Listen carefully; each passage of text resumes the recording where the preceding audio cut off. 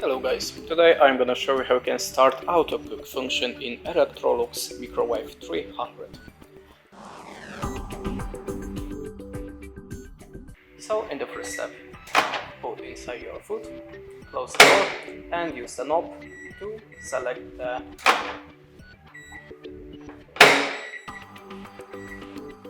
food type.